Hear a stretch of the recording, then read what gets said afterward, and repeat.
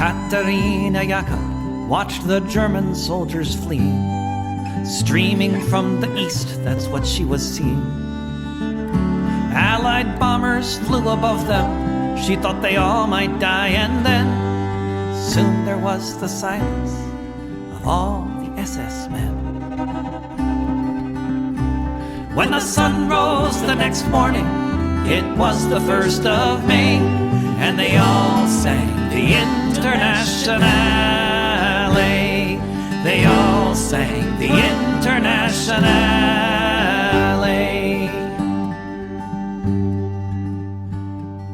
Katerina Jaka saw red flags flapping in the breeze above the Russian tanks, and she fell upon her knees.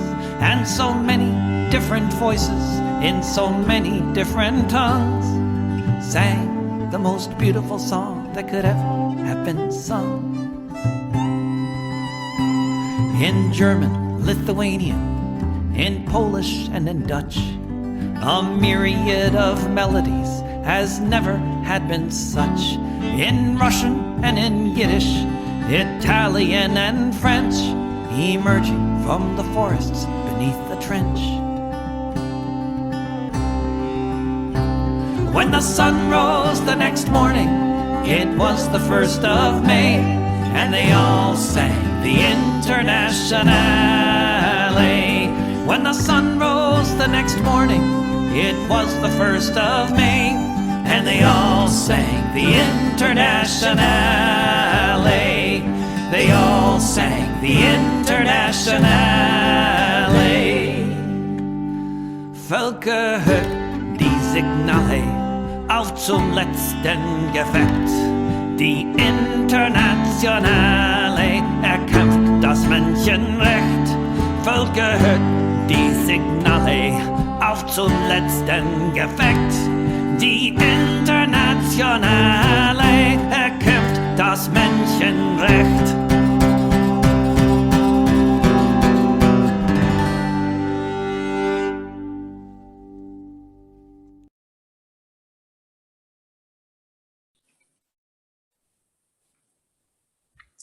Hello and welcome to Revolutionary Socialist Review with Chris Driscoll and Rainer Shea. This is the episode for July 9th, 2021, although we are sitting here over Zoom, of course, recording this on the night prior on July 8th at a little bit past 9 p.m. Pacific time. Also Mountain Time or Arizona time.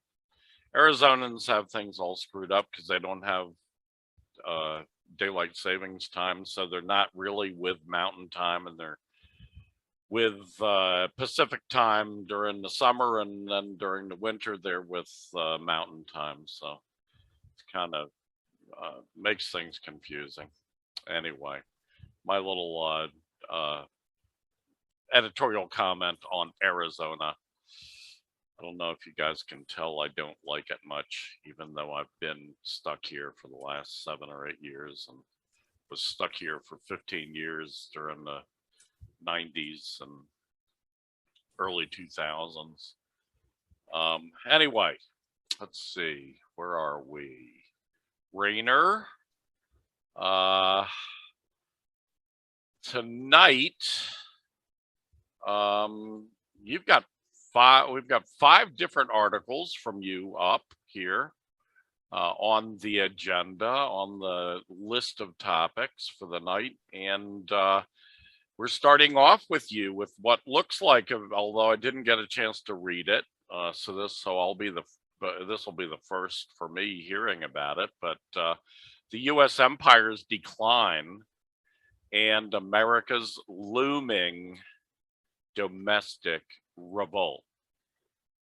Rainer Shea.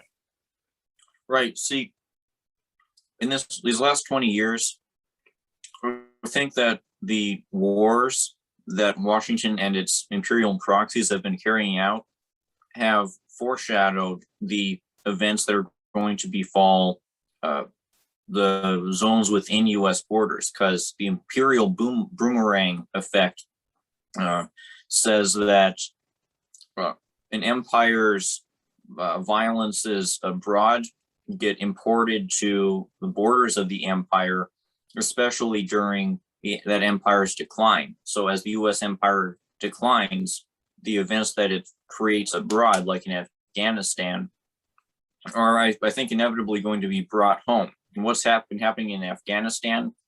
Anti-imperialist resistance force has been successfully beating back the Americans for these last 2 decades by taking advantage of the fact that U.S. imperialism, the U.S. occupation in Afghanistan has brought massive corruption to there, whether it's rigged elections or the drug trade, all that opium industry, or bribery for the CIA cash. These realities have been exploited by the Taliban to persuade the locals to support the Taliban in its resistance efforts. And I expect that something parallel is going to happen within US borders within our generation. Because, as I've discussed previously, a sociologist named Temitope Oriola, sociology professor, predicted this year that at some point fairly soon, the most disenfranchised and impoverished people within the US are going to start rising up in an armed sense against the government, specifically law enforcement, because of the increasingly brutal nature of the police state that Americans, particularly the colonized people assimilated into America, are forced to live under. There is going to be an uprising that, as the sociologist says, could potentially morph into a parallel movement to the Zapatista rebellion in southern Mexico, or to any other given guerrilla rebellion against an occupier. And I see Afghanistan as a prelude to the obstacles that the US military is internally going to encounter when it tries to crush this rebellion. Because the US imperialism, both externally and internally, creates its own problems by hurting the interests of the masses. And when you're hurting the interests of the masses, it's very easy for rebels to exploit that and turn the masses against you. Yes, I would say so. I'm not sure if that is the way things will shake out the way you're describing. However, it is interesting, and it does seem to be a principle, a law of empires, crumbling empires, that they revisit all of the imperialist, fascistic kinds of police state activities on their own people, as their own people react and rebel to or against, I should say, what they are doing to hold on to power in their death agony, in their crumbling days, in their decline. And I think there can be no doubt now that the US empire is in its decline. It's in its decline first and foremost in its status around the world. The hegemony of culture that the US has been able to maintain over much of the world, especially since World War II, but prior to that even, is not having the same sway on world opinion anymore, and more people around the world um, just do not believe, and especially people in the United States, especially the working class in the United States, do not believe what the U.S. Empire tells them. The American Empire um, seems more and more brutal to people as more and more of what they do becomes exposed. And as people relate what they say to what they experience in life. And that's despite the almost total blackout. We'll be talking about that, a really interesting article from the Greenville Post by Caitlin Johnstone, I guess her name is, that I'll be talking about a bit later in relation to that as well. But even despite that huge, almost total blackout of real news of what's really going on in the world and what the American Empire really does in its criminal rogue nation marauding and raping and pillaging around the world. Even despite that blackout, people are figuring it out. People are anti-war more and more. People are anti-police state. That's obvious. It's been obvious for the last year as more than 36 million people hit the streets about this time last year to protest the American police state and American police murders of Black and brown people in the ghettos of the United States. Yeah, so how this will shake out, I'm not quite sure. I'm not sure that we'll see a Zapatista kind of thing, but I am pretty sure that this sociologist that you referred to, he was talking about inner city rebellions. And I am pretty sure we will see inner city rebellions erupting in the Black and brown neighborhoods coming out of this. Of that, I am almost completely sure. Where that will go, I hope that it goes in the direction of Marxism-Leninism, that some Marxist-Leninist current will grab the attention of and the hearts and minds of those erupting people, of those protesting, rebelling people, and lead them in the direction of mass action, of a general strike that can bring down the capitalist ruling class in this country and around the world for that matter. That's my hope, but we'll see what direction it has to go in. I mean, that was also the hope of the Salvadoran youth, communist youth in 1980, that they could move towards that kind of effort. But what they faced instead were fascist gun squads that gunned them down in the streets. There was a famous massacre, I think it was on the steps of a church, if I'm not mistaken, or something having to do with university. My memory is a little bit hazy, but that pushed them in the direction of guerrilla warfare. That was their only out at that point. So we'll see. We can definitely expect fascist violence from the American state and from the right wing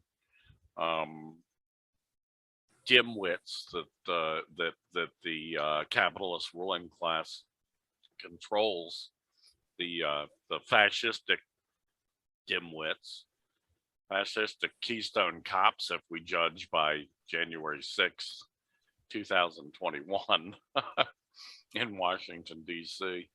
Anyway, yeah, interesting take on that, Rainer. Anything else on that? No, I'm sure we'll flesh it out more. Okay, good. Next on the list, the assassination of Haiti's president and the ongoing rebellion against Haiti's US-backed bourgeois dictatorship.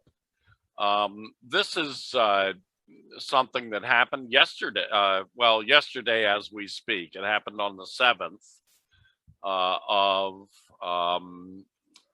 July, and it was the president, Juvenal Moise, was assassinated, the Haitian president in Haiti. And he was, well, why don't I'm going to just read you a clip from the article that Liberation News, the newspaper of the Party of Socialism and Liberation, published about this yesterday, or 2 days ago, as most of our viewers will see it, since we probably won't even be done taping this until pretty close to the end of July 8th. Anyway, this happened on July 7th. In the early hours of July 7th, Haitian president turned dictator Jovenel Moise was assassinated at his home in Port-au-Prince. While many details of the assassination remain unclear, the political vacuum in Haiti will likely result in a fierce struggle over the direction of the nation in the coming weeks. The Biden administration's initial reactions to the assassination disturbingly indicate that the US government is considering deepening their intervention in Haiti, which could possibly involve a military intervention. Biden's official statement pledges that the United States stands ready to assist. The spokesman for the State Department ominously said that the United States is prepared to receive additional requests from Haitian authorities. A new U.S. occupation of Haiti, or any type of meddling in the country's sovereign affairs, would be a disaster.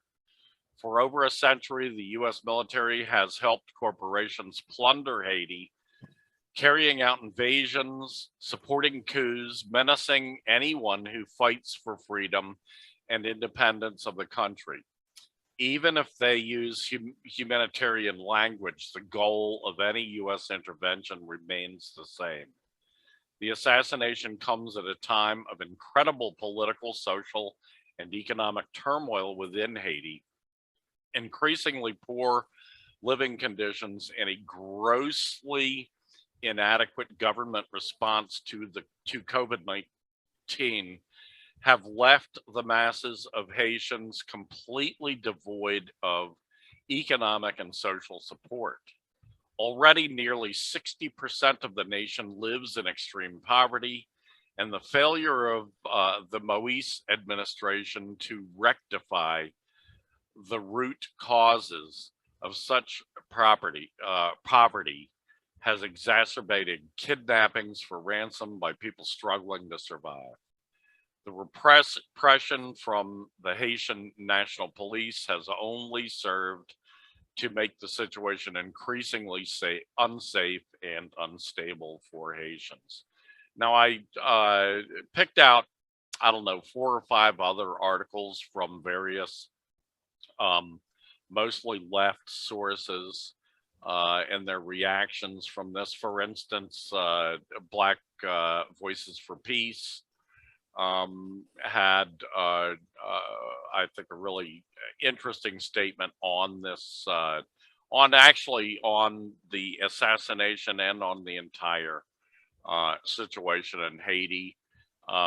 People are obviously ready to erupt there. Their situation vis-a-vis leadership is somewhat tenuous because a lot of the intellectual left of Haiti has been driven out of Haiti by the fascist government, by successive fascist governments, all supported by the American empire.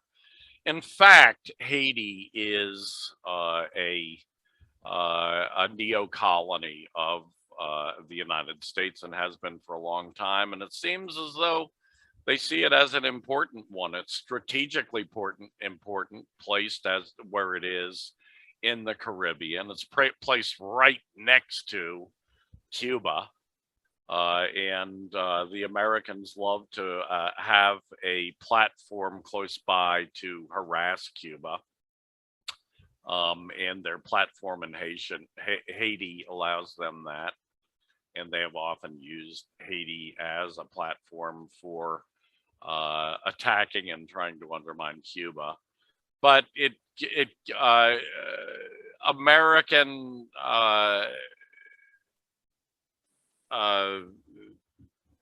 presence on Haiti gives the American empire a commanding platform from which to project power into the entire Caribbean and into large parts of the Americas, North, South, and Central. So they seem as though they want to keep it. And no matter what happens, I mean, when Aristide, a left-leaning populist person, was elected in the mid-90s, the Clinton regime immediately engineered a coup d'etat against him, an overthrow, and Aristide had to flee Haiti. And then the Americans invaded Haiti. Americans invaded Haiti again in 2013, when the big earthquake happened. There have been floods more recently that the Americans have used their humanitarian aid, as they call it, which is really just a cover for CIA and State Department and U.S. military activities against the Haitian people. It's things have really been heating up in Haiti over the last couple of months. There were big demonstrations demanding that President Moïse resign and leave the country. So the assassination, there's not a lot of information about this assassination out there. A couple of people have been arrested. They seem to be mercenaries, and that's not surprising. Whoever ordered this hit, and I'll put it this way, I don't know, but I will not be surprised to find out that it was actually the CIA, the American government, that ordered this hit, because they are starting to see Moïse as inconvenient. They wanted to get rid of him. And this would give them an excuse to invade again, just as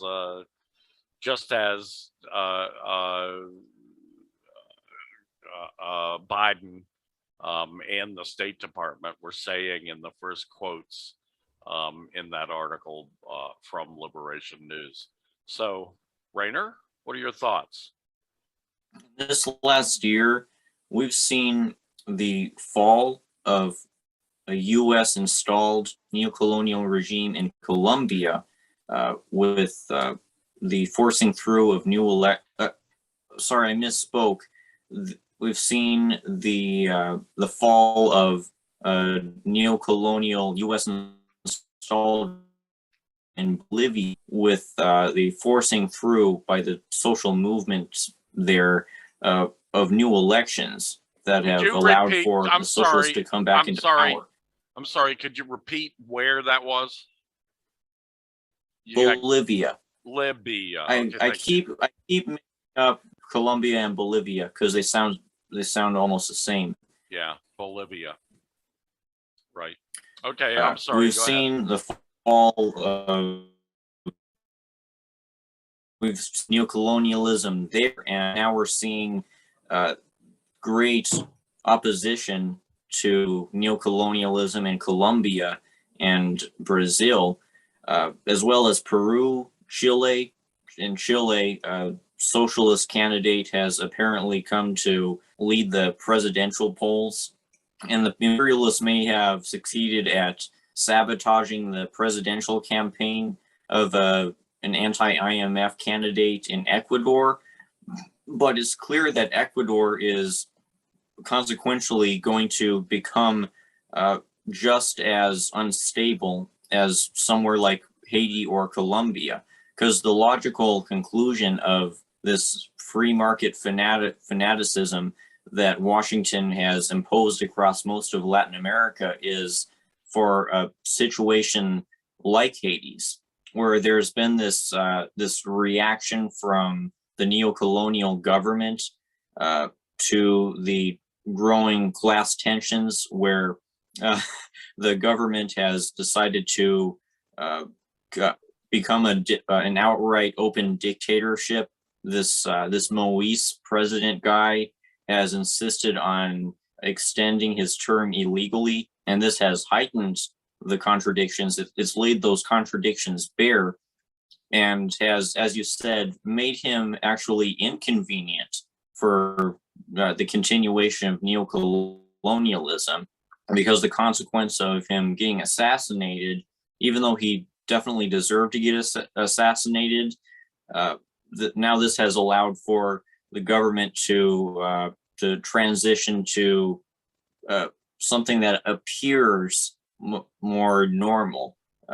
It's totally an optical thing, and now Biden is able to as you're saying, it seems like Biden is going to invade Haiti or occupy it in a similar way to how it was occupied I think it was from the 2000s to somewhere in the 2000s to 2015, where Washington got its proxy government in Brazil to carry out an occupation of Haiti.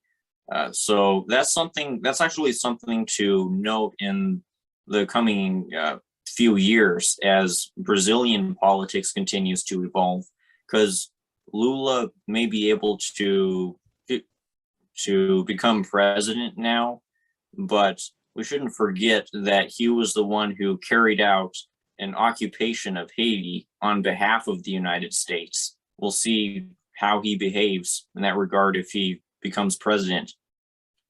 Yeah. Good points. Okay, next up on the list, the U.S. settler-colonial state is doomed along with Israel.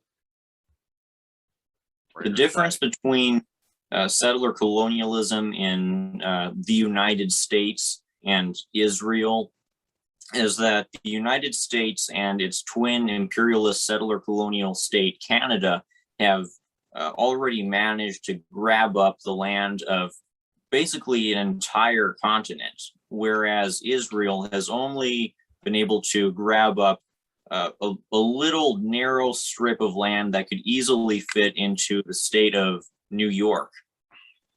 And this has made it so that the United States has a relative buffer when it comes to preserving its power, because it has all of this land, all of this access to resources, all of this this territorial reach. It can both exploit more resources and fortify its capital in that way, and it can create an illusion of legitimacy by making people not see the indigenous nations whose land they're living on. There's been such a successful erasure and segregation of indigenous peoples on this continent that the settler majority in this country seemingly doesn't even think about the First Nations in their daily lives. That's not something that's relevant to them, and that's by this diabolical plot that's been carried out over these last several centuries to kill off 90% of the indigenous peoples here and to exploit African and Chinese labor in order to build up the largest empire in the history of humanity. And this is the consequence of the success of this genocide in the Americas. This is what's resulted from the depopulation of the Americas when it comes to the indigenous peoples here.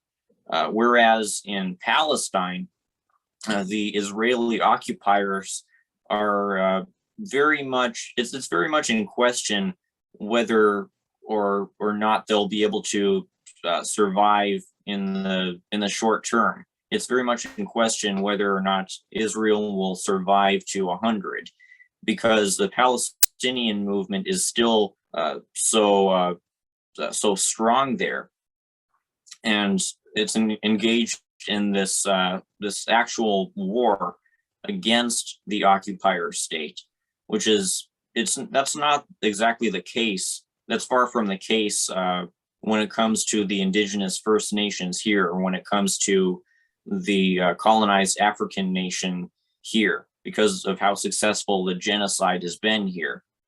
But the Israelis, it seems, are fighting an uphill battle where they wish that they could replicate the genocide that happened in the Americas and successfully erase Palestine in the equivalent way to how the First Nations were erased here. But Palestine refuses to be pacified, and Palestine continues to fire rockets in response to Israel's provocations, in response to Israel's abuses against the Palestinians within its borders. And as a result, Israel is confronted with colonial contradictions that, at least on the surface, are more significant than the case within the United States and Canada. So it seems like Israel is going to be the first settler state to fall to the forces of national liberation before the U.S. and Canada, simply because the U.S. and Canada have gotten so big and because they're at the center of global imperialism, whereas Israel, it isn't big enough to be a global imperialist power. It seems like Israel, aside from its little land grabs, it siphons wealth from the imperialist powers. That's actually how Israel survives militarily. Israel wouldn't really be able to survive against the Palestinian liberation movement without U.S. aid. And so the colonial contradictions that Israel is facing, they are ultimately going to be faced by the U.S. and Canada, because the colonial contradictions everywhere are perpetually intensifying in this era of imperial decline, in this era of weakening capital, in this era of environmental degradation and climatic catastrophe. That's a lot to digest. Yeah, it seems to me that as long as the American empire is supporting the Zionist occupiers of Palestine, the Zionist state, with massive amounts of armaments, massive funding that they do get, billions and billions of dollars each year, that the Zionists can hold out. The Palestinian movement, yes, it is strong in character. It's strong in its unity. It's strong in its support by the people. The people of Palestine really want to eliminate the Zionist fascist state, as any rational people would want. Any rational people under the jackboot of a fascist dictatorship, a fascist police state, which is what the Zionist occupiers of Palestine really are. Anyone would want to get rid of that. So I think it's kind of the other way around. Well, I'm not even kind of, I shouldn't use that qualifier. I think it's the other way around. I think that Israel as a state will not collapse until the American Empire collapses. And the American Empire will not collapse. I mean, it is in the process of decline, but it will not collapse until a strong class-based movement erupts and is able to bring them down. When will all of that take place? I have no clue, because I don't have a crystal ball, unfortunately. Sometimes I wish I did. So I kind of like to steer clear of predictions about, when these things are going to happen, although I do feel in my gut and in all of my analysis and all of my observation that the US empire, the American empire, is in big trouble right now. And that this is the time for the working class to strike. I do feel that the spearhead, the vanguard of our class, which is the Black communities and brown communities in this country, are very close to boiling over, just as this sociologist that you have mentioned several times in the last several weeks points out. I really think that's true. I think that the American empire is scrambling. I had a discussion with a friend of mine, a Black guy, who is from Alaska, lives in Alaska in Fairbanks, and he was talking about what's going on there with the U.S. base that's very near there, the U.S. Army base, and he says he's never ever seen the scramble, the kind of frantic scramble and the activity going on, and it's affecting the whole city. And that the ghettos of that city, the Black and brown communities and the Native American communities in that city are ready to erupt. I think that he's right. It's a guy that I've never met him, but I've been friends with him on the Facebook kind of friend, and he's a smart guy, a Marxist Leninist who I really trust, and that's what he says. I know over the skies here right above me that it really seems as though the military jets that are flying over from Luke Air Force Base, which is about 4 miles to the south of here, have really picked up their activity. They're doing a lot of low flying to where it really shakes the walls. You can hear it inside. And it really seems like they're preparing for something. Who knows what, but they're scrambling. The U.S. military is in a frantic scramble. So anyway, we'll see how it goes, Rainer. As I always say, these things could just as easily shake out the way you envision them shaking out as the way I do. I'm not like I said, I don't have a crystal ball about this, but that's just the way it seems to me. As long as the U.S. empire is there to support its land-based aircraft carrier in Western Asia, which is what the Zionist occupiers of Palestine really are. They're just an extension of U.S. Military might, using some proxy forces. So the Americans use whatever proxy forces they can.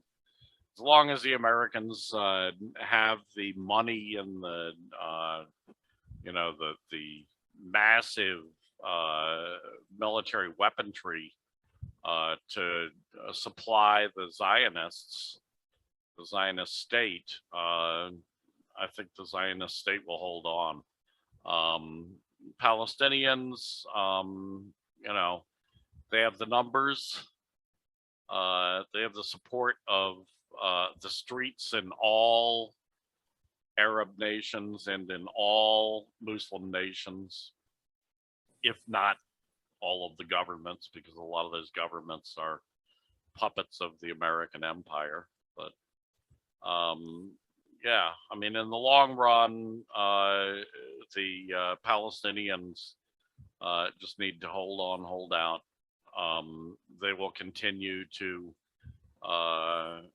be bombed and strafed by the Zionist fascists, and we've got to extend them every solidarity we are able to extend them. Okay. Anything more on that? Good. Oh, well, the reason why I think it's possible that Israel will fall first is because in this last year, the colonial government in Bolivia that the U.S. installed fell to the forces of popular revolt, and obviously Washington was still there to back it. But it sounds like Israel's state is a lot stronger than Bolivia's dictatorship was a year ago. It was kind of a haphazard arrangement that they constructed there, compared to the decades of fortification and colonization that the Israelis have been carrying out. Yeah, the Americans over the last couple of decades have attempted to build up their fascist regime in Colombia in the same fashion as they have done with the Zionist state. However, they're nowhere near as far along the road. On the other hand, the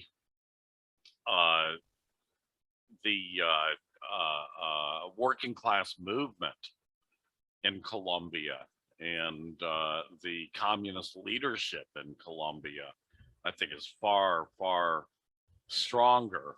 And it's far, far stronger situation. They have not been, ethnically cleansed and genocided out of much of Colombia, as the Palestinian people have literally been ethnically cleansed and driven out or genocided in much of the center of Palestine.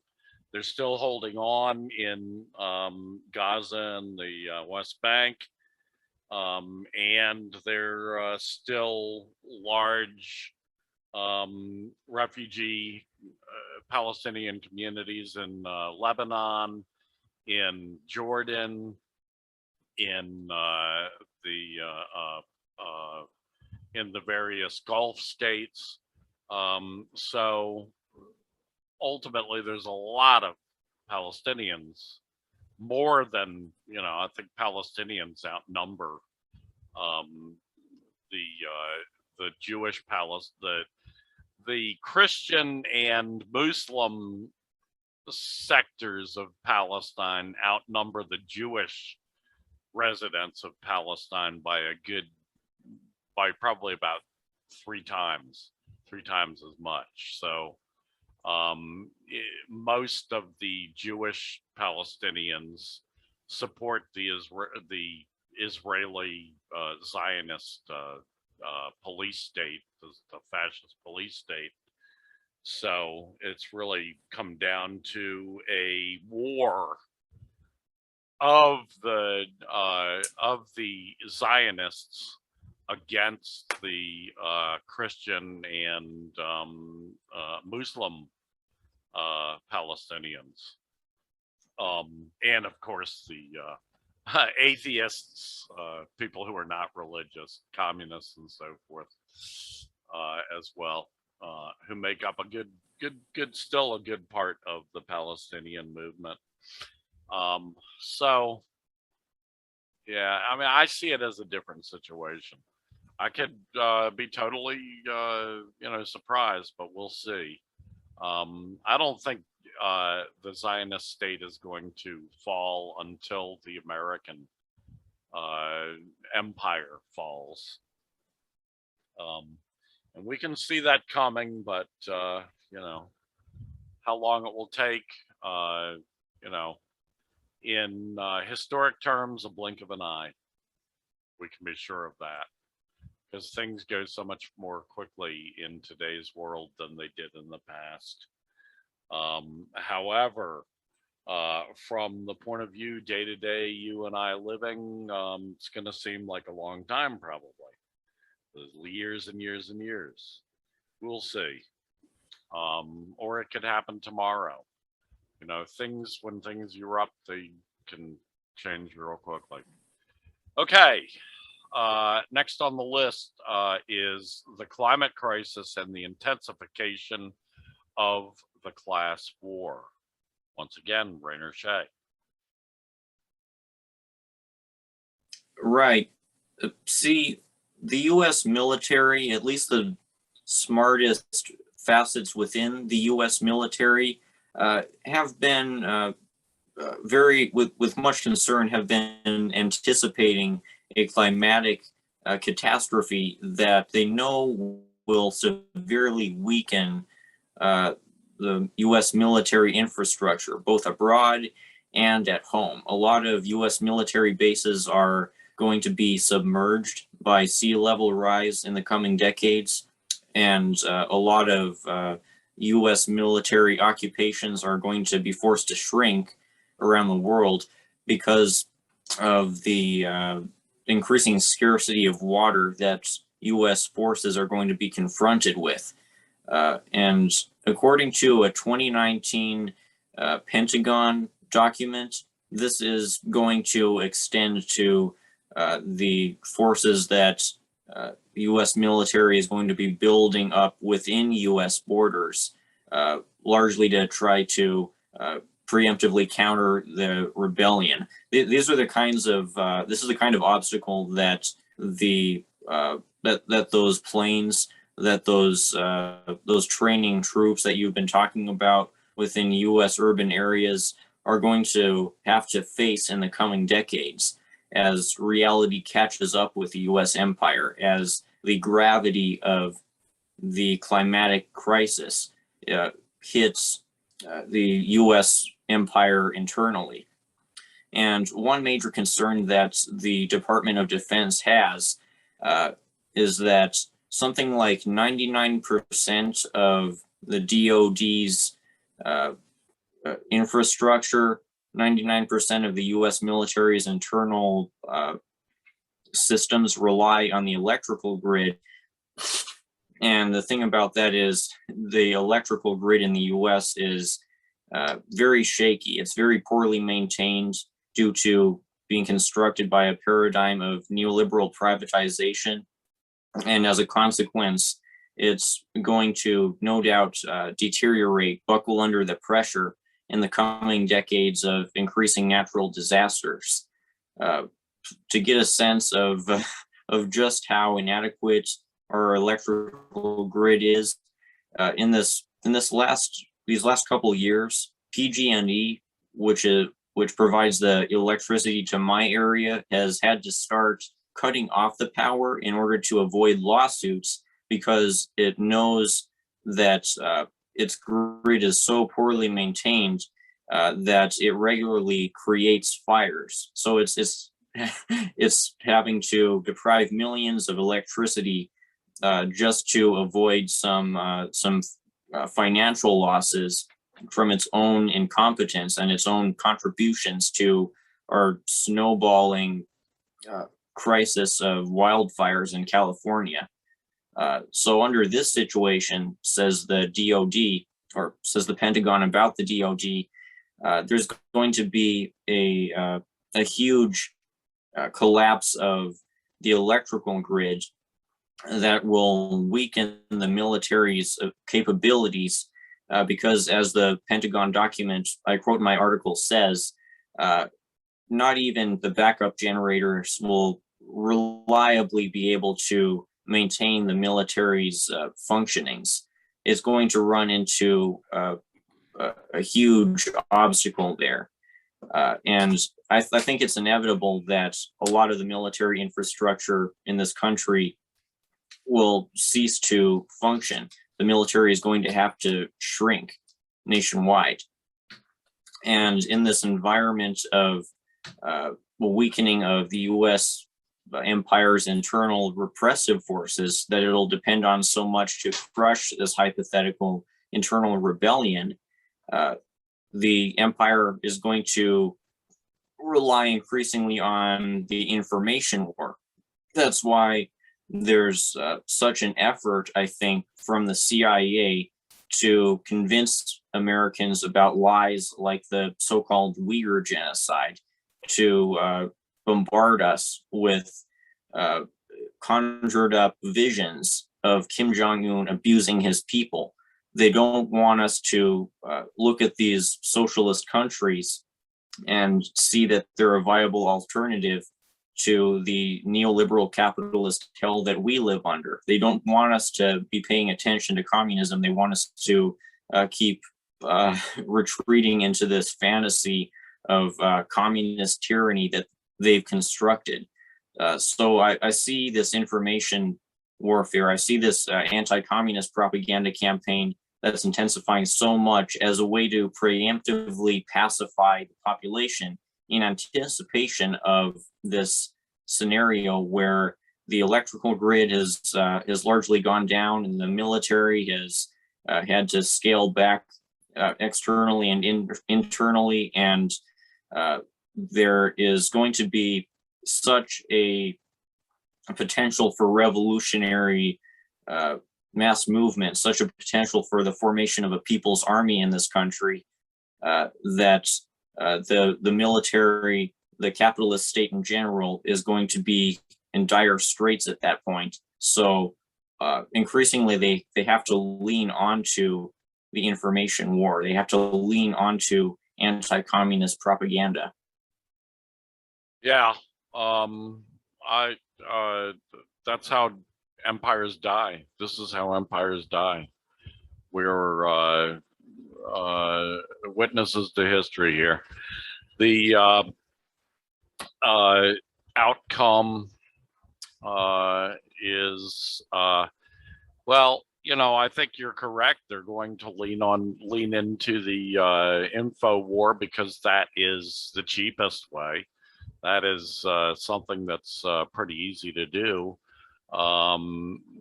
However, we look at the statistics and we find that Americans just don't believe the billionaire-owned news media anymore. Americans just don't believe what their government tells them. They have very low confidence in Congress and in the White House and the president.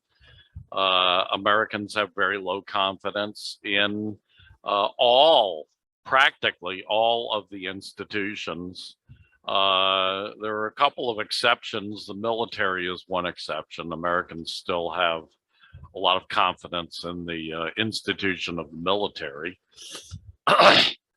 Although I look at people in the military, the rank and file working class rank and file of the military, and they seem to feel exactly like their brothers and sisters and aunts and uncles and mothers and fathers in the working class communities, which is they don't have confidence in their own leadership. They don't have confidence in their own government. They don't have confidence in their own officer class. So, yeah, I think that what we're going to see is more of the same. We've seen it in the last year. This eruption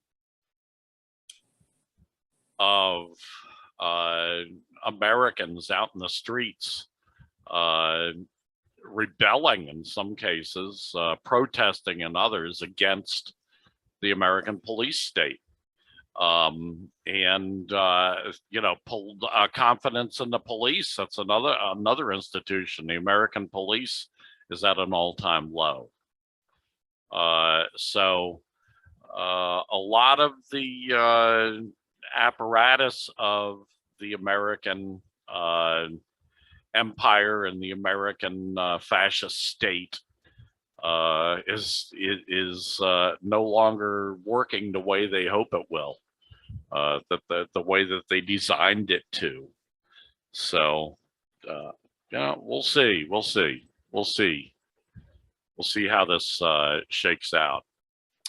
Next on the list, horrifying rise of total mass media blackouts on inconvenient news stories.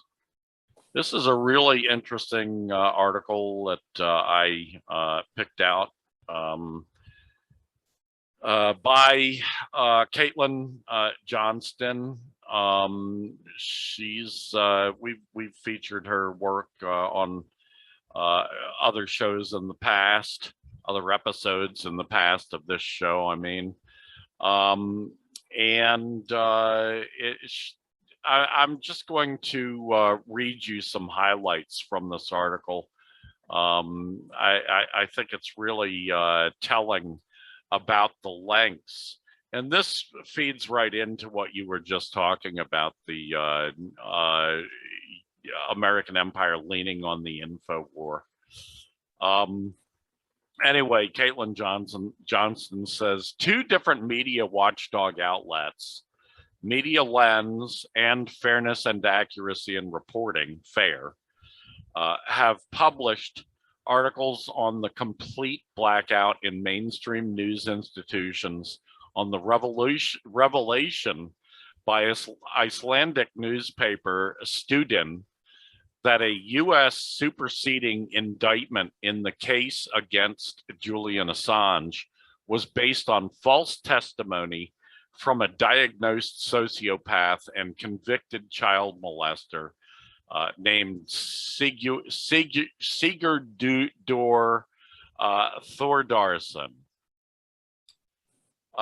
Quote, a search online for either Assange or Thordarson will elicit 0 relevant articles from establishment sources, either US or elsewhere in the Anglosphere, even in tech-focused platforms like The Verge, Wired, Gizmodo, says Alan McLeod. And McLeod works, I think he's with Media Lens.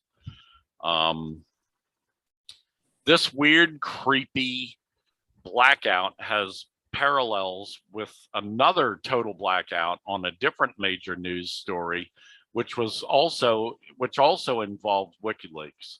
In late 2019, the leak outlet Assange founded was publishing multiple documents from whistleblowers in the Organization for the Prohibition of Chemical Weapons, OPCW.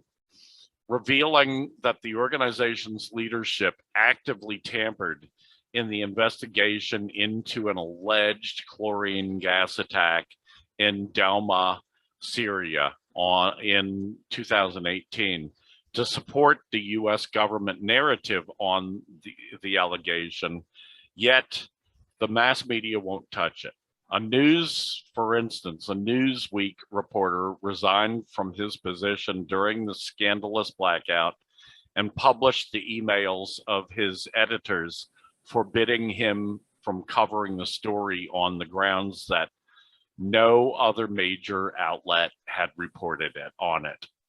We also caught a strong whiff of this new trend in the near total blackout on the Hunter Biden October surprise last year, which only went mainstream because it stood to benefit one of America's two mainstream political factions.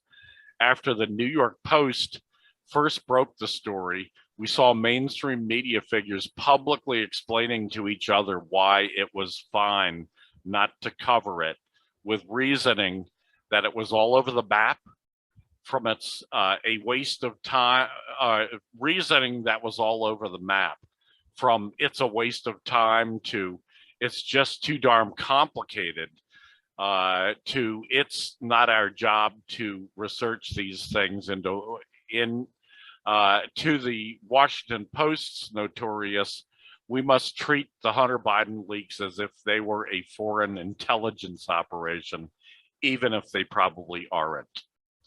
Hillary Clinton's emails exposed by WikiLeaks that were full of her crimes in 2016 were also blacked out by the billionaire-owned mass media. And then there has been the ongoing Russiagate hoax, which has been constantly supported. This hoax has been constantly supported by the billionaire owned news media, the liberal news media, as some call it. Even though the hoax has been thoroughly debunked, yet the entire Western mass media refuses to report on how this hoax was perpetrated by the Clinton campaign, the Democrat Party, the CIA, and the FBI, along with the billionaire-owned news media. These are just some examples that Caitlin Johnstone has picked out for us, but we can pick out many, many more. Practically anything going on in China, for instance, there's a total blackout, except when it's propaganda and lies against China. Practically anything having to do with Russia, total blackout. Practically anything having to do with Iran, total blackout. Anything to do with Syria, total blackout.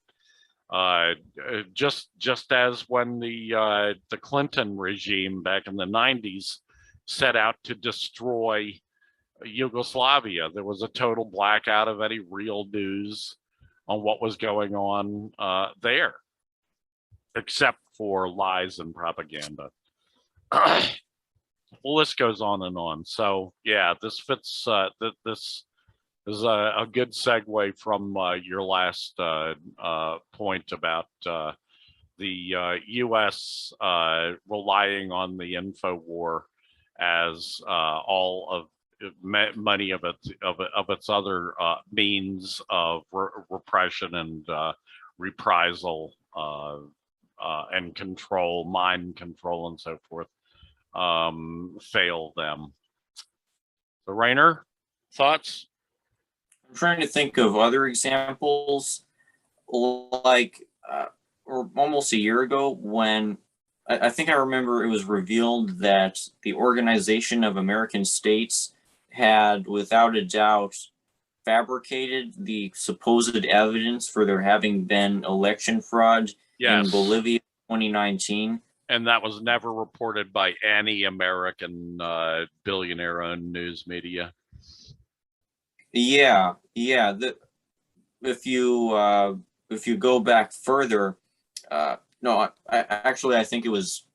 If you go back further, then you can see that the way that, say, the Soleimani assassination, the events surrounding it were covered, was definitely in a biased way that most definitely worked to assist the narratives put forth by Trump administration officials and by President Trump to justify their assassination of Soleimani, because they claimed that Soleimani had been imminently planning multiple attacks against U.S. embassies, against U.S. facilities, yet nobody reported on how Soleimani had at one point worked with the United States, in the sense that he was assisting the United States in fighting Al Qaeda and ISIS.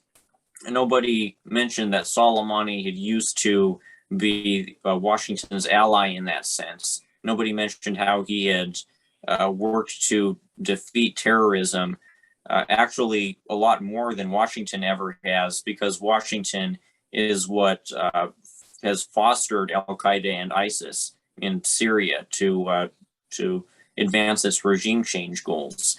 These are the kinds of details that always get omitted from media discussions about these kinds of topics, and we really shouldn't be surprised, because the only outlets that have an incentive to cover these kinds of details are the outlets that get targeted by the social media censorship campaign. Outlets such as Mint Press News, or The Gray Zone, or Venezuela Analysis, or Telesur, or Russia Today.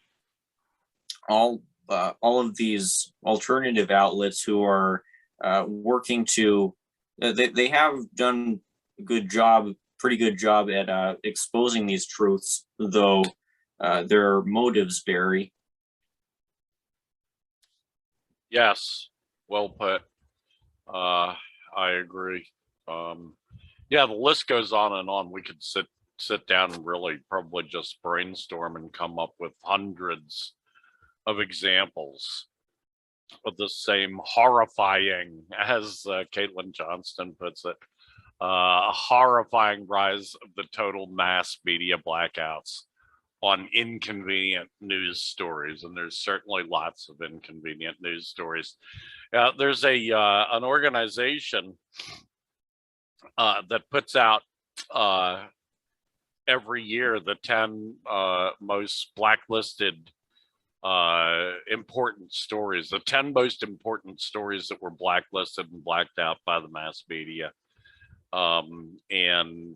So there you have just like a list of 10 from each year, going back several years, because this has been what they've been doing at least for the last 30 years.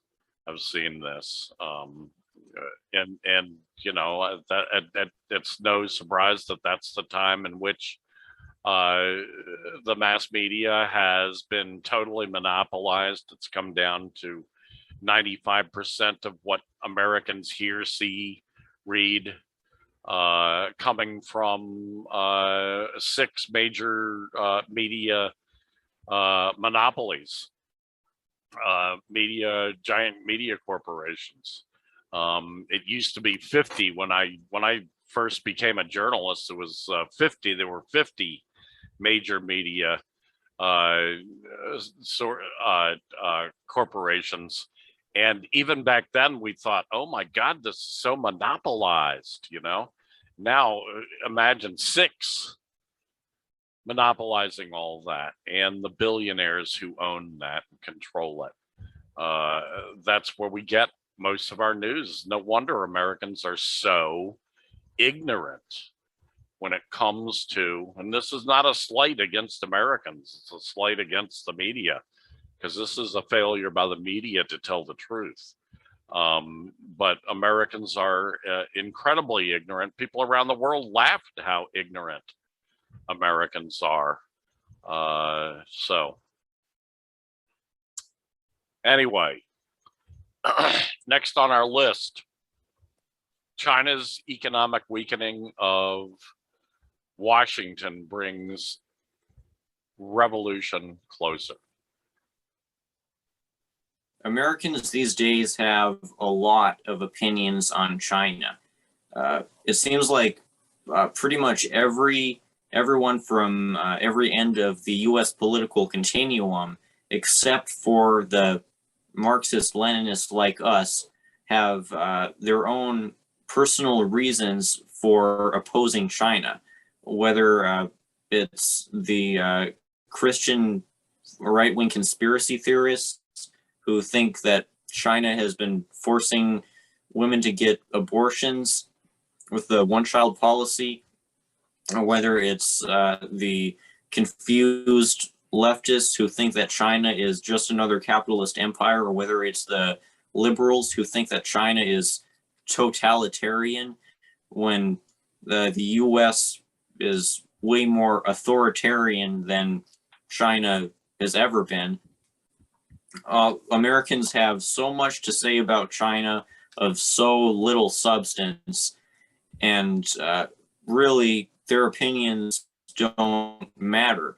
The people whose opinions on China matter more are say the people in Africa who have been experiencing great uplifts in their living standards because of the development projects that China has been carrying out. The Africans, I think by the hundreds of millions, according to this entrepreneur rapper Akon, have been experiencing a new rise in electricity in their communities because of China's infrastructural investments. And it was Mao, not the United States, who was willing to build the railroads that Africa needed. So this Africa-China partnership has been going on for decades, and it's increasingly correcting the global inequities that Western colonialism has created in Africa and elsewhere.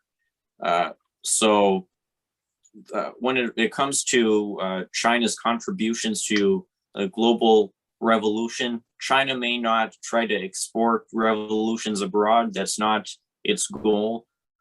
It's probably not going to help us win a war against the capitalist state in the US in terms of, say, providing arms aid.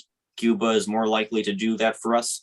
But in economic terms, China is already fighting the battle that we need to be fought, the battle for the weakening of imperialist economic hegemony.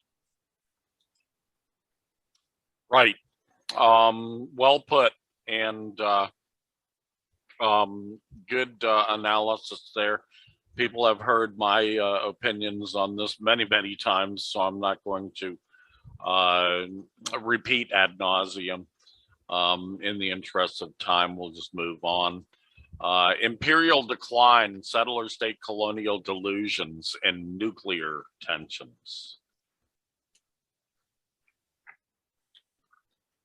Yes, there's a delusion that is inherent to the colonial mindset, which is that colonialism has the ability to bypass the basic rules of sociology.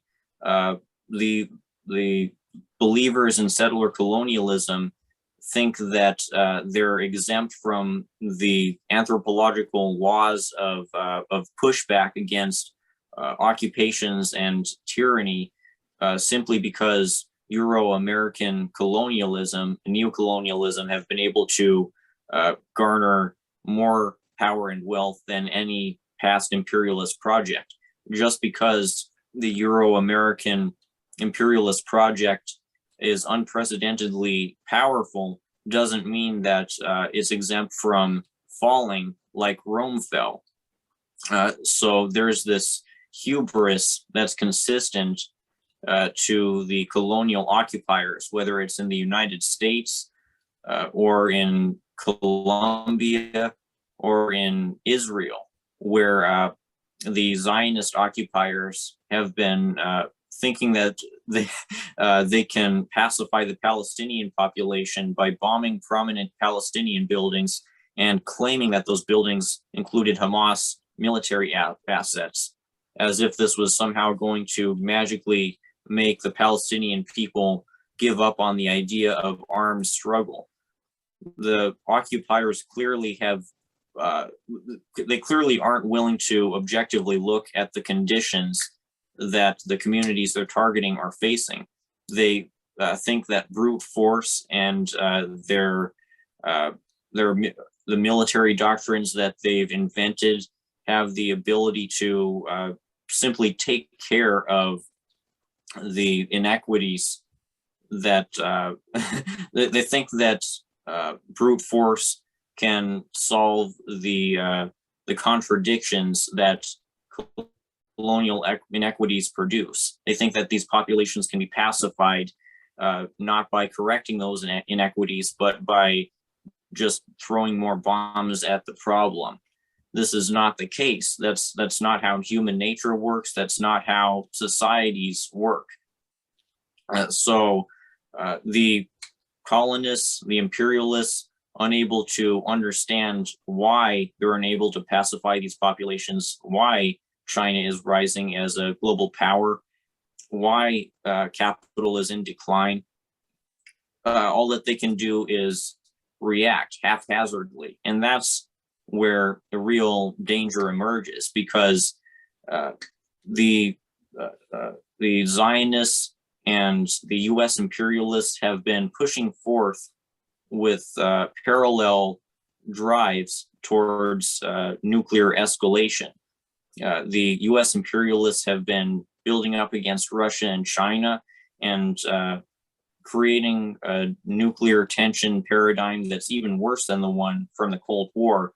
While the Zionists have been reacting to Biden's attempts to restore the Iran nuclear deal by pushing forth with more escalations against Iran and bringing up the potential for a war with Iran. It's a scary possibility that Israel will at one point use the many nukes that it's been storing up. Yeah, estimates between 200 and 600 nukes under this illegal rogue state, the Zionist fascist state. And that's not even to mention the probably even greater risk of US blunder of some sort leading to a nuclear exchange because of the fact that especially under the Biden regime, the military harassment of China, Russia and Iran has stepped up. While China is gravely fearful of ticking off a nuclear exchange, Russia the same, Iran I'm sure the same. Iran doesn't even have nuclear weapons to defend itself. While all three are fearful of this, all three are sovereign independent nations that refuse to kowtow to the American empire. So, rock in a hard place. What gives? Yeah, it's a frightening thing. I've been concerned with it, and I've mentioned it quite often on this show. This rising nuclear tension, another of those stories that never ever gets covered in the imperial media, in the billionaire owned mass media in America, or in the billionaire owned media throughout the Anglosphere and throughout the EU and in Japan, as an example of other minor imperial powers that are that fall in line with the American hegemony. Never gets a story that never gets covered by any of those mass medias is the story of the atomic scientists, the Bulletin of Atomic Scientists, who have a clock. How close to doomsday are we? It's called the doomsday clock. And about 2 years ago, because of the tensions against China and Russia, the doomsday clock was put forward to 100 seconds to midnight. That's the closest to doomsday we have ever been. We are closer now than, according to that clock, than we were in the so-called Cuban Missile Crisis in 1962.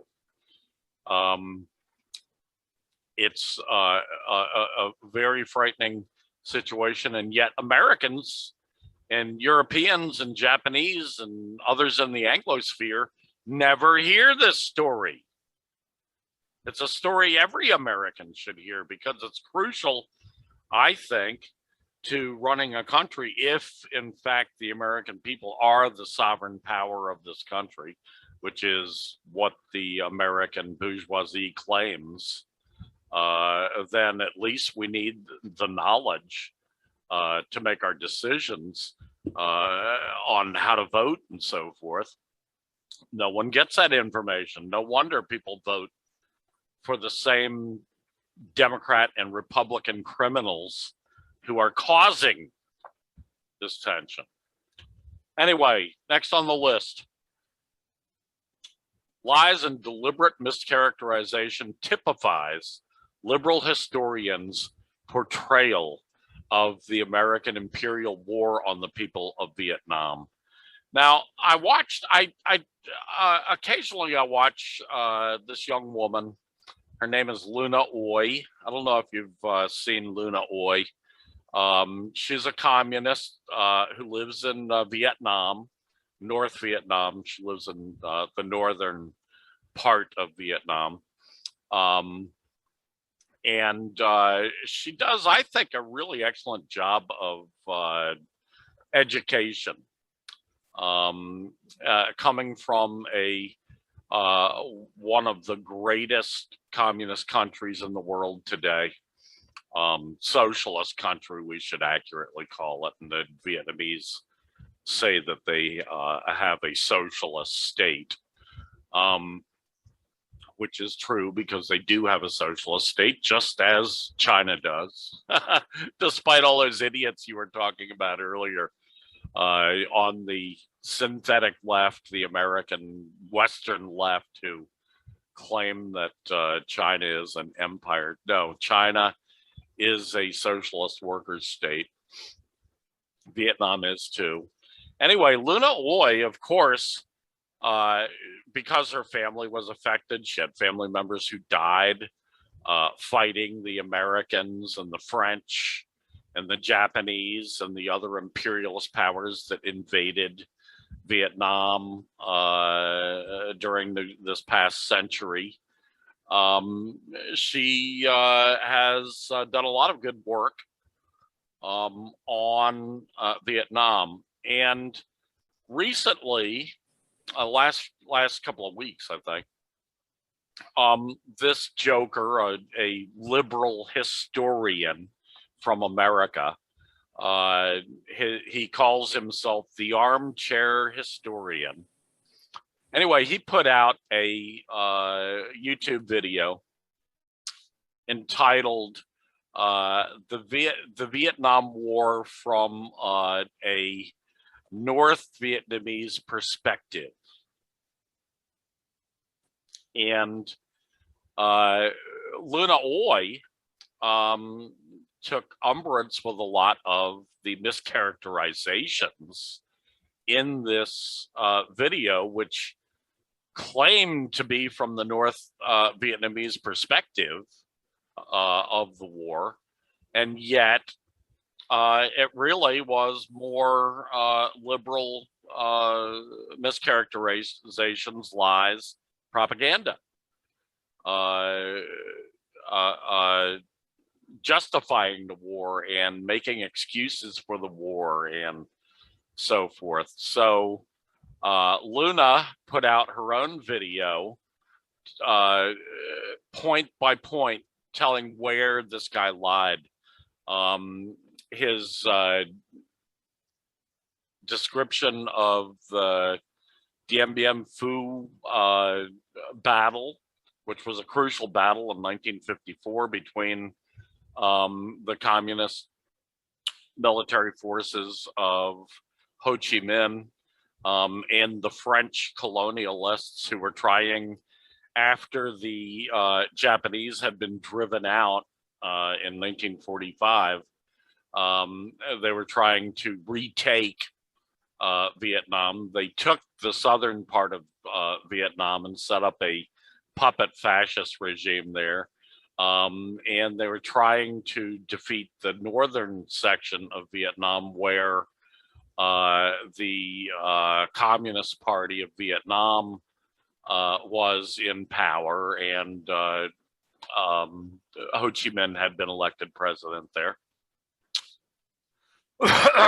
So the way he characterized that battle, in which the communist forces decisively defeated the French and drove the French once and for all out of Vietnam. That was 1954. Then the Americans moved in immediately to take the place of the French colonialists. They moved into the South, took over the dictatorship of the South, the fascist dictatorship that had been set up by the French originally.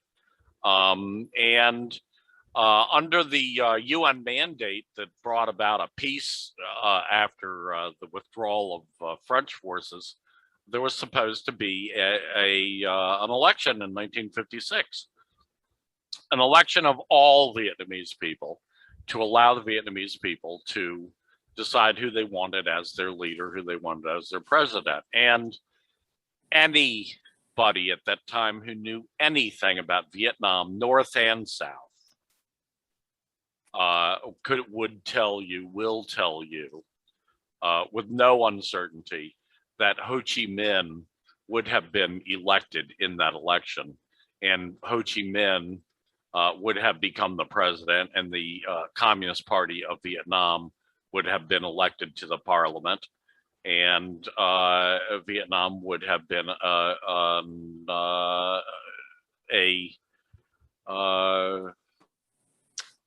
a communist country. However, the Americans, using their power in the South,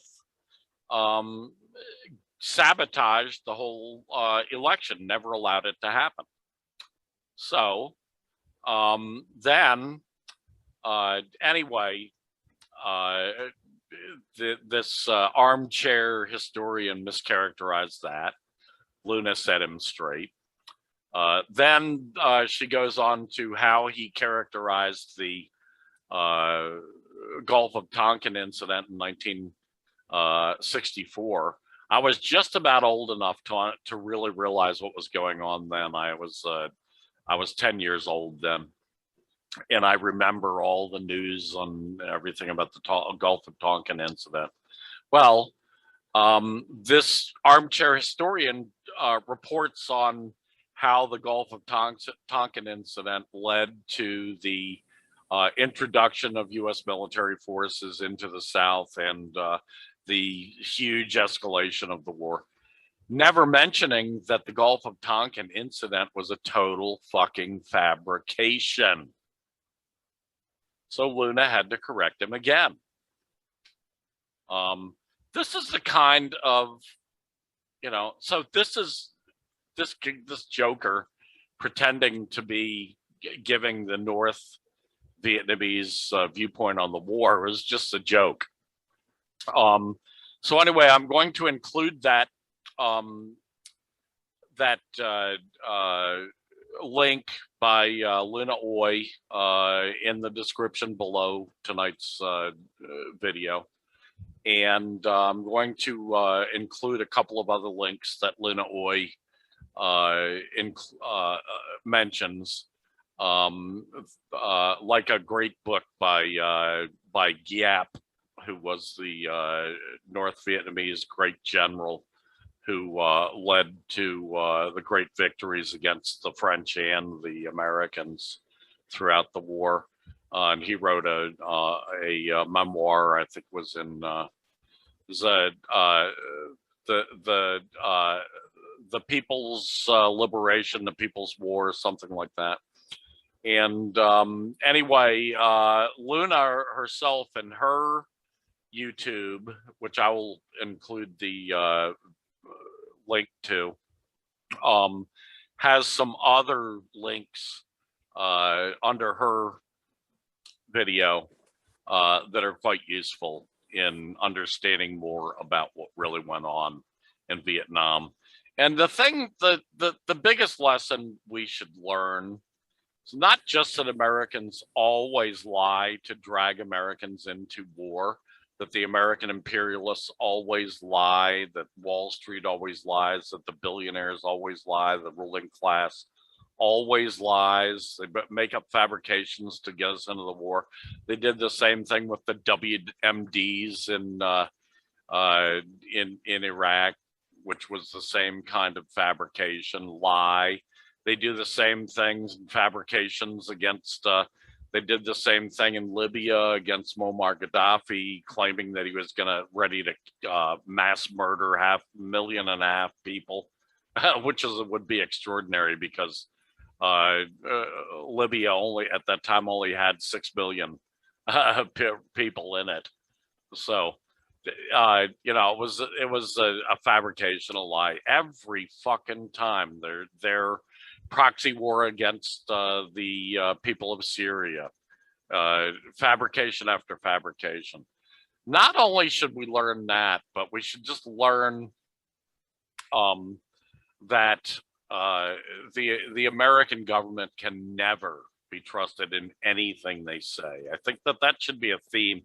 That is kind of like a theme that's popped out to me, at least in our discussion tonight, that you can never trust what the American government or the capitalist ruling class in America says about anything. There's always an ulterior motive. There's always a lie involved. And more people are catching on. That's why the trust in the American government is so low. That's why the trust in the mass media is so low. Thoughts, Rainer? Oh, this liberal account of the Vietnam War, it makes me think, what's even the point of lying about things the communists there supposedly did when the communists have won? It doesn't change the outcome of the war. It feels like cope. It feels like an attempt to make the imperial sphere feel better. Something like half a century after the imperialists lost to the forces of socialism in Vietnam, as well as in Laos. And you mentioned how the imperialists have, in more recent years, succeeded at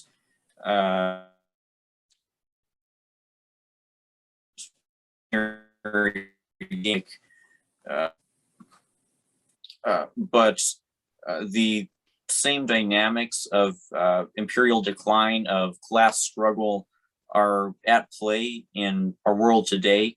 The victory of the Bolivian socialists in this last year shows this. And at some point, the U.S. empire is going to fall. After then, places like Libya are going to be able to rebuild themselves in the same kinds of ways that the Vietnamese rebuilt themselves after the imperialists attempted to bring their nation down to its knees. Yeah, definitely. Rebuilding is going to be a big part of the early phase after the American Empire is collapses. Yeah, I'll